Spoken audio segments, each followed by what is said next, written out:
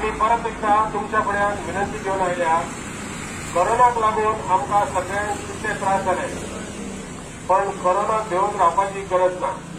आम्ही सगळ्यांनी जे सरकारान नियम पाळपाक सांगल्या ते आम्ही सगळ्यांनी काळजीन पाळपाक जाय.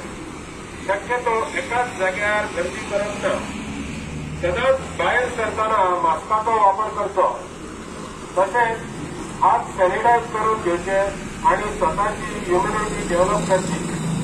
सरकारान कोरोना खातीर ज्या ज्या टप्प्यांनी डोस दिवपाची व्यवस्था केल्या त्या प्रमाणे सगळ्यांनी शक्यतो कोरोनाचो डोस घेवप.